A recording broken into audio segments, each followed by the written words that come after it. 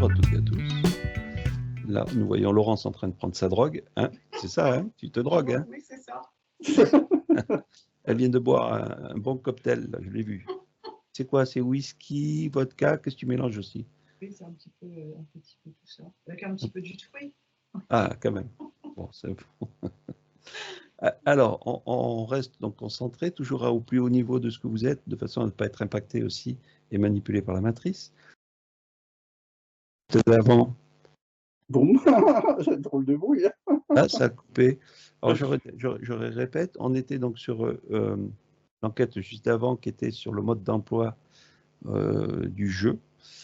Là, nous allons parler des crânes. Alors, les crânes, tout simplement, avant d'aller chercher le monastère que tu as vu, ou peut-être que ça va t'amener à quelque part, le crâne humain, ou est-ce qu'ils sont tous identiques au niveau de la forme sur Terre? Alors, identiques dans le principe que quand on voit, admettons, justement dans un monastère ou des anciens crânes qui existent, on va dire dans les fins fonds de Paris aussi, où ils ont retrouvé, etc., on retrouve des crânes quasiment tous identiques, c'est-à-dire qu'ils se ressemblent tous. Alors peut-être qu'il y en a qui a une forme un petit peu plus différente, mais est-ce que pour vous, tous les crânes ont le même modèle?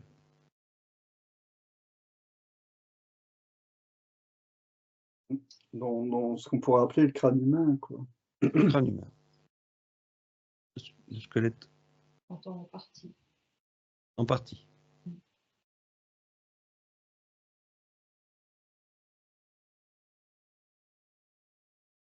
Ce que je me dis, c'est, tu vois, les fontanelles, là, quand le bébé, Ouais. ben, c'est la fusion, tu pourrais dire, disons qu'une forme globale, genre, je sais pas, 4000 cm3, je sais plus combien ça fait de capacité, Ne cherche pas, vas-y. un cerveau, là. Ouais. Et c'est comme je me disais que c'était similaire en fonction des âges. C'est comme s'il y avait une proportion qui est liée à une proportion en rapport avec ce que Léonard de Vinci avait fait, l'homme de Vitruve, quoi, tu vois. C'est des modèles standards, on va dire comme ça. Donc on va dire que le crâne en lui-même est fait avec le nombre d'or. On pourrait dire ça? Oui ou non? Oui, c'est géométrique, quoi. Enfin, OK. Est-ce que quasiment, alors bien sûr que l'ostéopathe nous dira, il nous le dit, et puis on peut le voir aussi, c'est que comme tu parlais de la fontenelle, etc., fontenelle, le crâne en lui-même, il est en plusieurs morceaux. C'est-à-dire il ne fait pas juste une seule carapace. Est-ce que ça vous le voyez? il est soudé, quoi, parce que tu vois, comme il doit passer par un passage étroit du vagin, il est obligé d'être Malléable, on va dire ça. Malléable. souple, hein, tu vois. OK. Et après, il se remet il se reforme, tu vois. Bon, OK, ça, OK. Donc maintenant, est-ce que tous les crânes sont quasiment identiques? C'est-à-dire que si on trouve un crâne par terre, et puis tu vois un autre crâne ailleurs, quand tu les mets les uns à côté de l'autre, en général, ils se ressemblent. Peut-être, comme vous dites, la proportion peut changer. Peut-être un qui est un peu plus expansé au niveau du crâne et peut-être l'autre qui est un peu moins expansé au niveau du crâne. Mais au niveau de mâchoire, au niveau de toutes ces choses-là, est-ce que c'est la même chose? Je ne parle pas des dents, hein, je parle juste du crâne. Moi, ça me ramène à une typologie mais qui est liée à l'évolution tu vois, genre type Cro-Magnon avec un front plus prononcé, des arcades sourcilières plus carrées, et une autre plus humain, là. Je sais plus comment Alors on dit. justement, à l'origine, si vous pouvez remonter, le premier crâne humain, plutôt les premiers crânes humains, est-ce que vous pouvez les percevoir pour les premiers qui ont été mis en place dans le scénario terrestre? Est-ce que vous avez ça?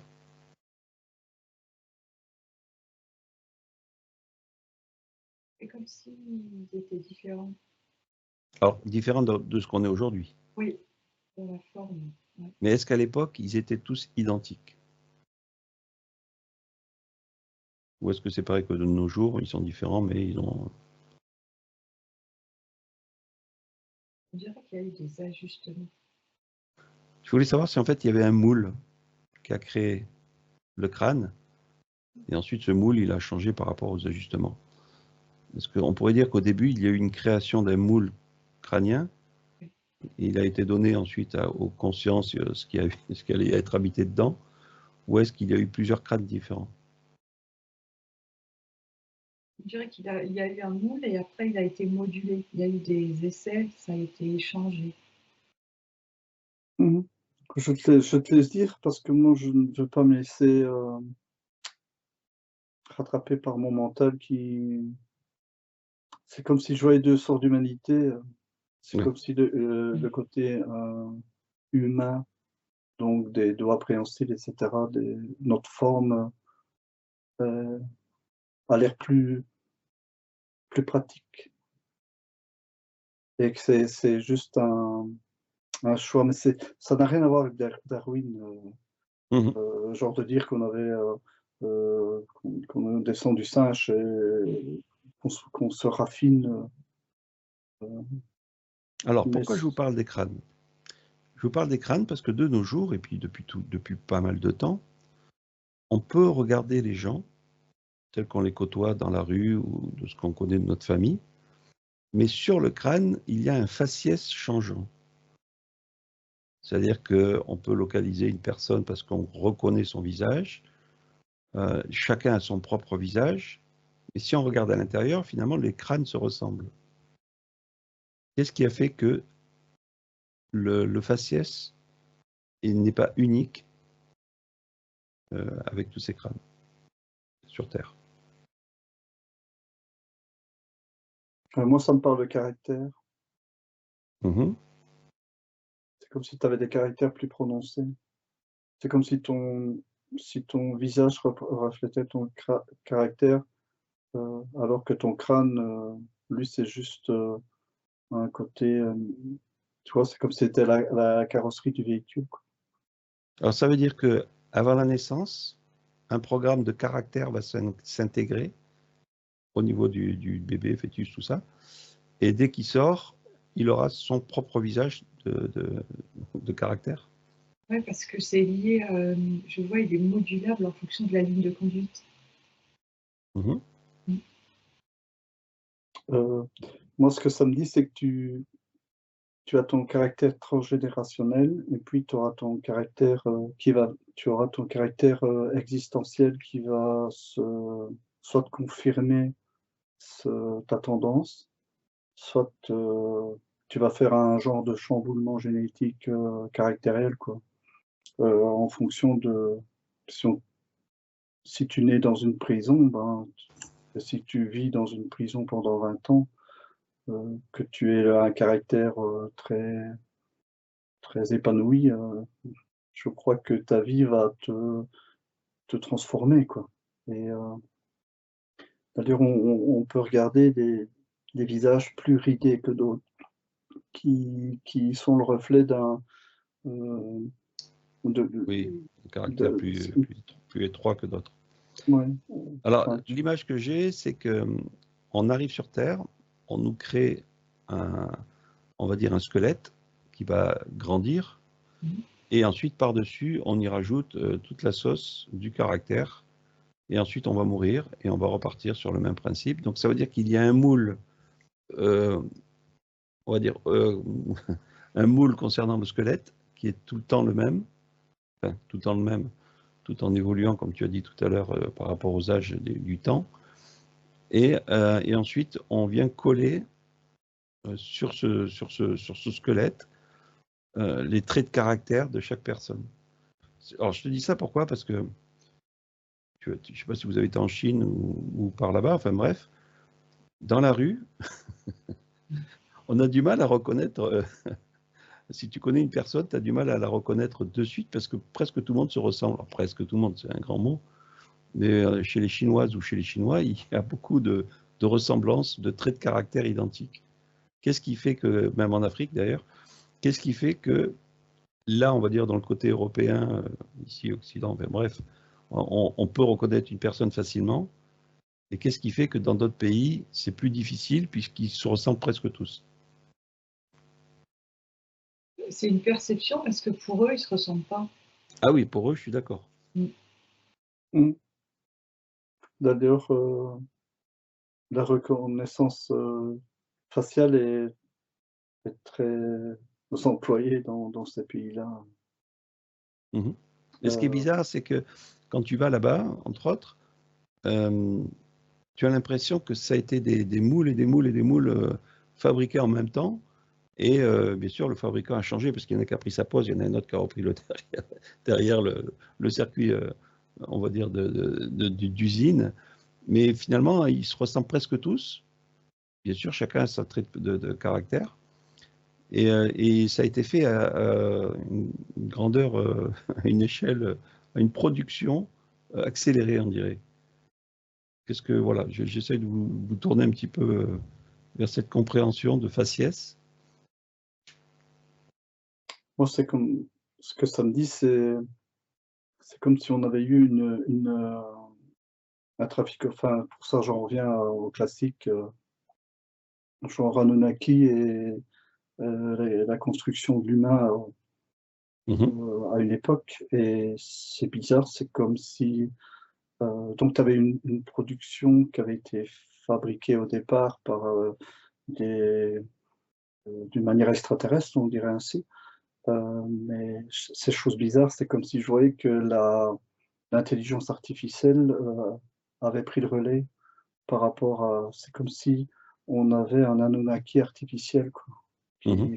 qui fabrique des répliques, Ben, j'ai un peu l'image, je crois que c'est avec Louis de Funès, là, là où justement il rentre dans l'usine, Fricatel, voilà, Fricatel. tricatel, et on voit les poulets, hop, on voit les poulets se mettre en place, en gros, quoi. Et à la fin, on finit par la peinture. Euh, j'ai un peu cette image-là. Ça, c'est la matrice qui a créé, je veux dire, tout, enfin, qui a créé, qui a copié. Comment vous voyez la chose? C'est Moi, ce que je vois, c'est comme si c'était un plateau de jeu avec les continents et les petits pions, c'est les personnages. Et en fait, c'est comme si les petits pions pour l'Asie étaient de telle façon, pour l'Afrique d'une autre façon, tu vois. Mm. Et ils en rajoutent ou pas en fonction. c'est bizarre, c'est comme si je voyais des repeuplements, artificiels, quoi. Mhm. Au lieu que ça soit des repeuplements, heu, naturels. Mm. C'est comme si les êtres étaient déjà construits, quoi. Maintenant, est-ce Donc, que c'est un hologramme, je sais pas, nouvelle donc, génération, densité, quoi. Donc tu pousses dessus, c'est comme tu touches quelque chose. Mais c'est juste un hologramme, quoi. on sait C'est que, pas, il y a pas d'âme, rien du tout, quoi, tu vois? voilà, donc on sait que par rapport à notre perception des choses, que tout est illusion et que par l'illusion, on peut créer toutes sortes de programmes, comme un film, et on va rajouter des figurants sur la scène ou pas.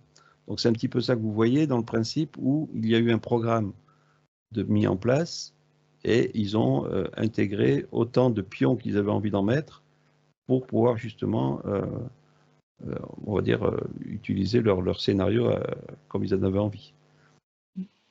Moi, j'ai des difficultés, à percevoir le fait d'une gestation traditionnelle Mmh. pour la, donc ça serait une gestation, assistée, mais par l'intelligence artificielle. Donc Il c'est une faut usine, quoi. il faut se dire que ce que nous voyons actuellement, ce n'est jamais que le haut de l'iceberg, que tout a déjà été fait. Notamment, j'ai entendu dire qu'il y avait des machines qui qui pour, qui des machines qui construisaient des moteurs, mais en 3D, quoi. Enfin, et le moteur, sortait complètement fabriqué. Et ce qui se passe, c'est qu'on fabrique des aliments avec ça, mais le problème, c'est que les aliments, c'est plus complexe qu'une machine. Et donc, on nourrit la planète avec des aliments fabriqués. C'est comme si tu commandais une machine à te fabriquer un milkshake, quoi, à partir de rien. Et donc, le problème, c'est que tous les goûts et tout est dénaturé. Et c'est pas bon, c'est pas comestible, quoi. Bon, Donc, on va essayer d'aller plus loin. On va aller plus loin. Donc là, on voit qu'il y a, on va dire, une programmation qui a mis en place, on va dire, des squelettes. Ensuite, on intègre des faciès par rapport au caractère que, on va dire, le scénario veut que les personnes soient. La conscience dans tout ça qui rentre dans le scénario, c'est-à-dire votre propre conscience, ce qui anime ce corps physique. Est-ce qu'elle fait partie aussi du caractère, c'est-à-dire qu'ils savent très bien dans le scénario qu'ils va mettre en place, admettons que vous mourrez demain et vous revenez dans une réincarnation, on sait déjà le caractère que vous allez avoir, ou est-ce que ça va se forger par rapport au scénario? Ou est-ce que c'est la matrice qui a tout prévu? J'entends qu'à la base, c'est dupliqué pour la matrice. Moi, ce que ça me dit, c'est que ça fait partie du jeu. Alors, on va prendre juste, je vous coupe, mais on prend l'exemple. On prend une conscience qui se fait kidnapper, telle qu'on en a vu plein d'expériences, et qui rentre dans le jeu de la matrice tel qu'on connaît aujourd'hui. Okay, elle avait sa propre conscience, elle était libérée, elle faisait tout ce qu'elle voulait, etc. Là, elle se fait prendre par un voile de l'oubli et elle se fait intégrer dans un scénario. D'accord? Est-ce qu'on lui choisit un squelette? Est-ce qu'on lui choisit une personnalité pour jouer le scénario? Ou est-ce qu'une fois qu'elle est dans le voile de l'oubli, elle est comme un pion, on l'envoie là-dedans et puis elle se débrouille? Dans ce que je peux voir, c'est comme si sa famille était déjà préfabriquée, quoi. Ok. Et Oui, j'entends encore dupliquer, en fait, tu vois. ouais. Et comme il n'y a pas, pardon, comme il n'y a pas de conscience, ben en fait,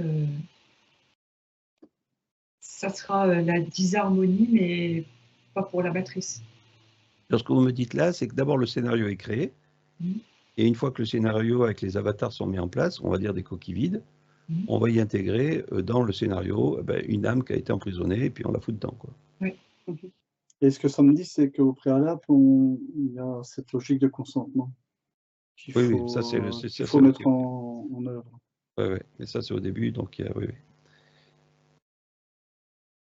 Et alors, je vois que de génération en génération, ça tourne toujours, l'enfant devient le père, la sœur devient la mère. Tout ça, ça Donc tourne. on efface le scénario, mais on remet les mêmes joueurs. Ouais, ça me dit des économies. Parce que si tu veux, le programme tourne à l'économie, quoi, pour ne pas faire des choses trop complexes. Alors on parle de milliards et de milliards de consciences qui habitent les corps physiques. Réellement, aujourd'hui, puis ce sont toujours les mêmes personnages qui reviennent, les mêmes consciences, combien vous pouvez estimer le nombre de joueurs habituels qui reviennent à chaque fois? Je dis le chiffre classique, hein, la loi de Pareto, quoi, tu vois, le truc 20-20-80, quoi. En tout cas, un milliard, ça va pas. Il n'y a pas milliard, c'est moins? Oui. Ça veut dire qu'il y a des figurants qui sont là, mais qui n'ont pas de conscience telle que nous, on la connaît. Oui. C'est dur à faire comprendre, mais bon. Donc ça veut dire que... Ce qui se passe, c'est qu'il les amalgame tous dans des villes de telle sorte que ça ait l'air d'être surpeuplé. Alors que quand on va en campagne, on voit bien qu'il y a même des villages entiers qui sont inoccupés et qu'on vend pour 1 €, quoi. Est-ce qu'il y a des dédoublements de conscience? C'est-à-dire qu'il y a une conscience qui rentre dans un corps, une conscience animée. Est-ce qu'on peut lui prendre de son énergie pour animer un avatar? J'entends oui. Qui fait qu'on pourrait dire que l'avatar a une conscience, mais finalement, elle n'est juste animée par la première conscience qui est rentrée dans le corps humain. Ouais. C'est comme un fac, tu vois, un fake. Ouais. Moi, Des clones. ouais, mais moi, ce que ça me dit, c'est que cette fameuse étincelle que nous parlions au départ, ils sont en train d'essayer de s'en passer, tout en enfin non, pas s'en passer, mais de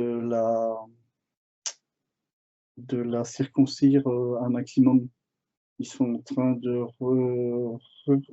c'est comme si on réutilisait les faciès, pour que, attends, donc en réalité, c'est comme si on créait des oh! C'est comme si on crée un double de nous-mêmes à notre image, de telle sorte nous transmettre dans notre nouveau, heu, avatar, de telle sorte qu'on s'identifie à nous-mêmes alors que nous ne sommes plus nous-mêmes.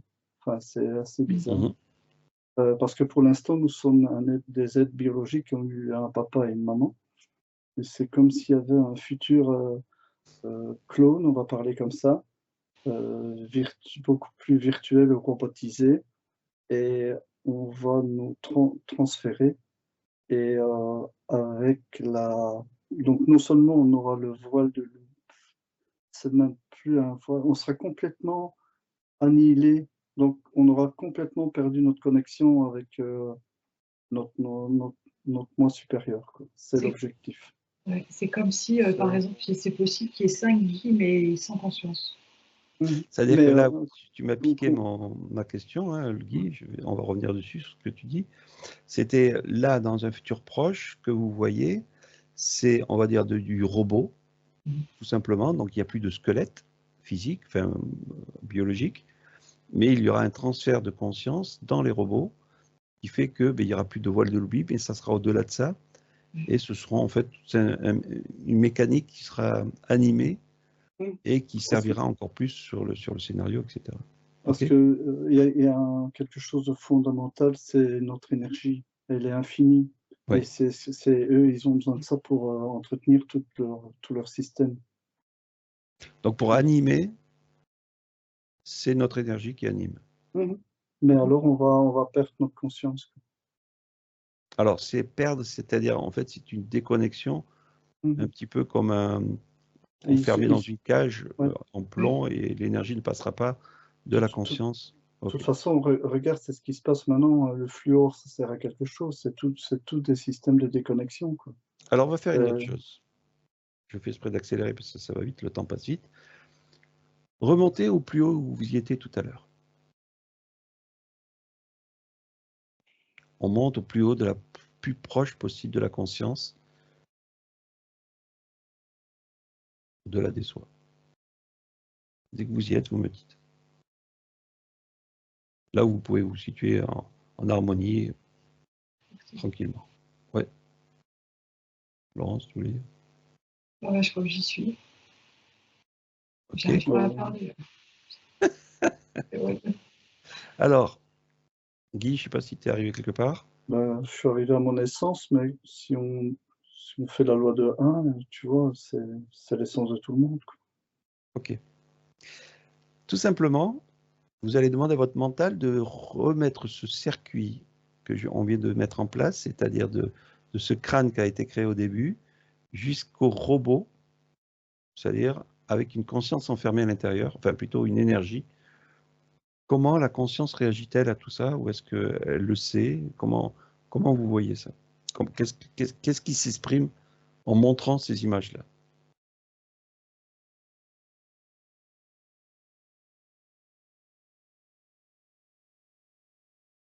Ça Euh, ça mmh, attends, si tu veux, je refais le chemin à l'envers.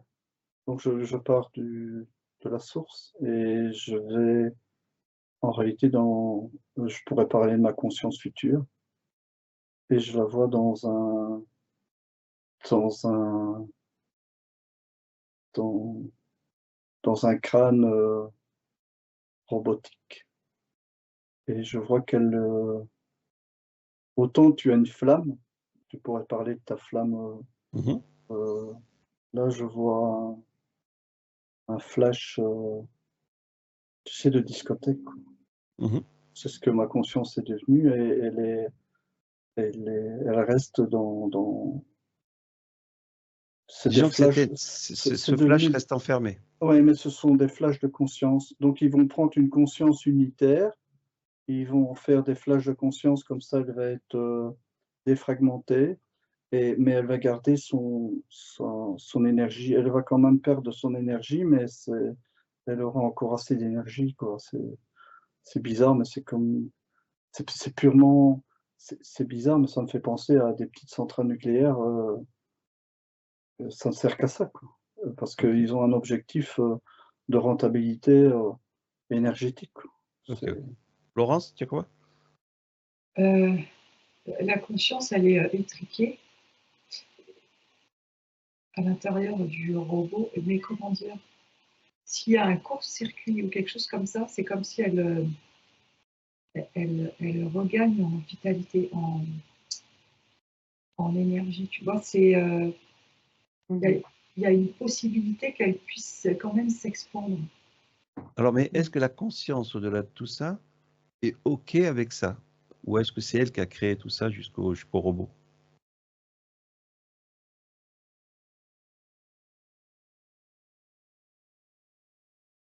J'entends test. Test. Elle teste. Donc, elle est OK avec tout ça. Hmm.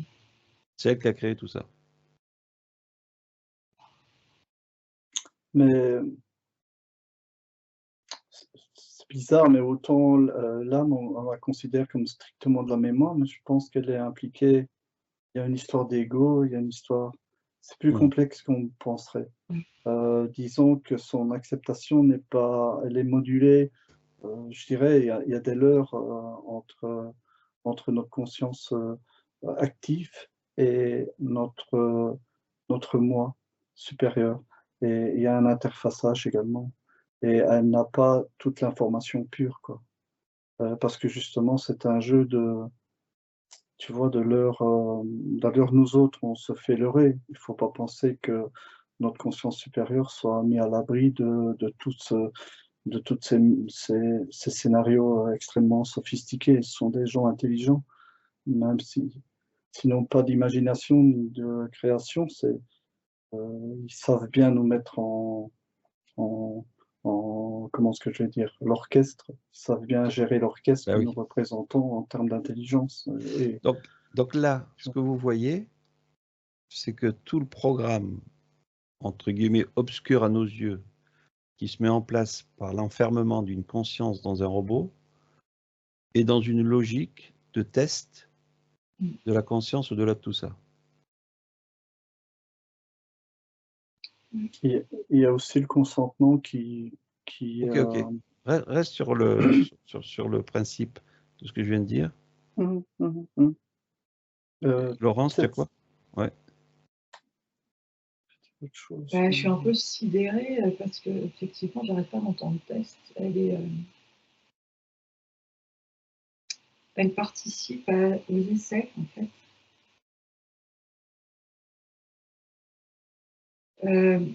C'est comme si, en plus, si c'est dans un robot, on a moins accès à sa propre conscience. Du coup, c'est, entre guillemets, un nouveau challenge, en fait. Est-ce que le test va s'éteindre à un moment donné? C'est-à-dire que là, ça part au robot, avec une conscience à l'intérieur, comme tu disais, Guy aussi. Et à un moment donné, une fois qu'elle s'est réellement enfermée et qu'elle se déconnecte complètement de la source, est-ce que, comme tu disais tout à l'heure, Guy aussi, c'est pas une étincelle qui a été envoyée et on va voir jusqu'où elle va? Et puis après, si elle s'éteint, c'est pas grave. De toute façon, la conscience, elle est point barre, quoi. Oui. Ce que ça me dit aussi, c'est que c'est notre échelle de temps et c'est des corrections. Si tu veux, on réfléchit toujours à notre échelle de vie, quoi. Alors que c'est des siècles, des millénaires et des éons. Bien sûr, bien sûr. Mais il y a un souci parce que c'est comme j'ai l'impression, c'est comme si nos consciences étaient télépathisées, je ne sais pas trop comment on pourrait parler. C'est comme si ça remontait. Si tu veux, c'est comme si la complaisance qu'on arrive à nous formater imbibait également notre moi supérieur, quoi. tout est défracté, même au niveau de la conscience. C'est pas une conscience pure. Et maintenant, la grande question, qu'est-ce qu'une conscience pure? Ben oui. A-t-on plus raison que d'autres dans notre façon de voir les choses? Donc admettons, la conscience au-delà de tout ça joue ce test. Nous, on le comprend parce qu'on est une étincelle, on va dire, d'intelligence, hein, on va appeler ça comme ça. On n'a pas envie de jouer le scénario de nous-mêmes, de ce test jusqu'au robot. On s'estirpe. Est-ce qu'on a le pouvoir de s'estirper ou est-ce qu'on va quand même jusqu'au bout du test?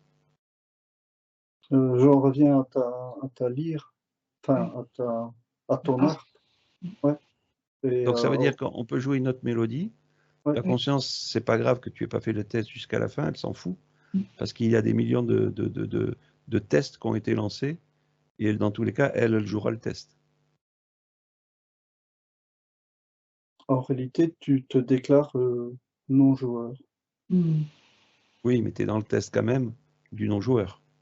Mais c'est te préparer à ne plus être recyclé. Alors ça, c'est le côté terrestre. Mais déjà, tu mets ton empreinte éthérique. Oui, c'est-à-dire que tu le graves dans le marbre, comme on dit. Ouais. Et à partir de là, donc si on est dans cette lignée de test de cette conscience, alors il y en a qui l'appellent le jeu, il y en a qui l'appellent l'expérience, il y en a qui l'appellent le partage, le machin, enfin il y a plein de mots qui se mettent derrière. Hein. Je suis venu faire l'expérience pour la conscience, je suis un maso, enfin bref, on pourrait mettre tout ce qu'on veut. Est-ce qu'il y aurait pas aussi d'autres tests faits par d'autres consciences au-delà de tout ça?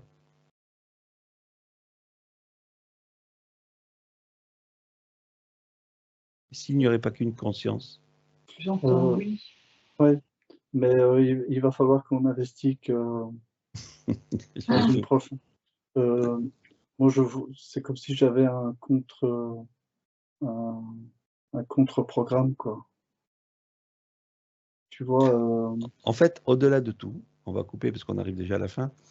Au-delà de tout, on observe qu'il y a bien une conscience on va dire, qui manipule, qui joue du test, de l'expérience, vous mettez le mot qu'on veut dessus. On ne peut pas aller au-delà de tout ça, puisque c'est pas évident avec notre super mental, notre structure terrestre, d'avoir une compréhension de cette immensité de tout et de rien. Mais quand même, on arrive à avoir des réponses qu'il y a encore autre chose au-delà de tout ça. C'est dingue, hein? Et vous revenez sur Terre après ou pas? Alors là, maintenant, votre sentiment, en redescendant, allez, vous remettez au level 2 ou 3, comme vous voulez. Vous redescendez de cette énergie assez haute. il va falloir qu'on remette un peu d'humour. Hein, non, on va crever là, de toute façon. Maintenant, là, juste l'analyse, justement. Alors Guy, puisque tu dis que tu as besoin d'un peu d'humour, comment tu analyses la chose de ce que tu viens de voir? Avec ton mental ou pas? Comment tu analyses là? Allez, à chaud. À chaud, hop, direct. Moi je dirais que c'est bizarre, mais c'est très positif ce qui se passe. Ouais. C'est allez, c'est comme si on parle de révélation, mais c'est d'évidence. On ne révèle pas l'évidence, quoi. Donc c'est comme si l'évidence commençait à percoler partout, quoi. Tu vois? C'est comme si la matrice, je vois de la lumière qui est en train de jaillir partout, quoi. Et c'est vraiment chouette. Pour toi, hein, je parle. Je Ouais, parle pas de ce qui se passe. il y a, tu vois, dans tout ce on a parlé des akashiques, on a parlé des programmations, c'est comme si tout avait été supposé avoir été fait et encore rien de fait quand tu regardes bien. Et c'est magnifique parce que le fait de penser qu'il n'y a rien de fait, justement, on défait. Et défaire, c'est un peu notre rôle, quoi. Tu vois. Bravo. Belle parole de conclusion. Laurence, t'as intérêt de faire mieux. Ça va être chaud. Moi, je dirais qu'il y a des programmes au-delà de tout ça, mais où c'est chouette, c'est que ça serait comme si c'était infini, en fait. La conscience, elle n'est jamais... il y a toujours une conscience au-delà de la... Enfin, tu vois, il y a... Même dans d'autres jeux, il y aurait d'autres consciences et les dés sont...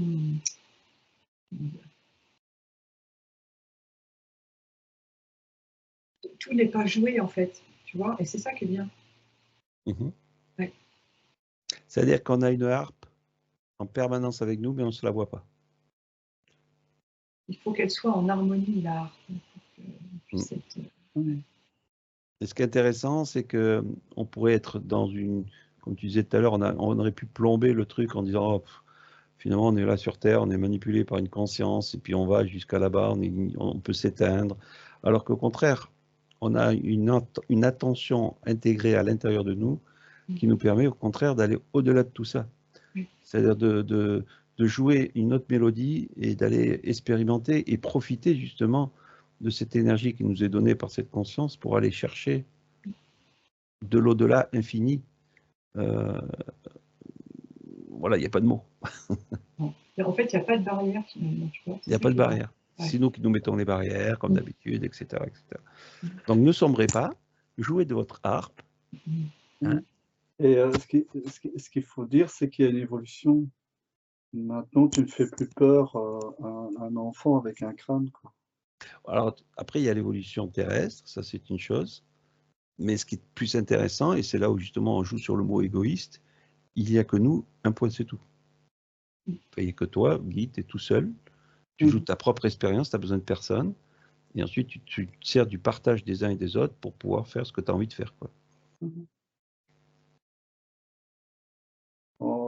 Nous sommes en train de nous raffiner. Allez, on va quitter le monde de l'illusion visuelle. Et on dit à toutes et à tous. À la prochaine. Au revoir. Ouais.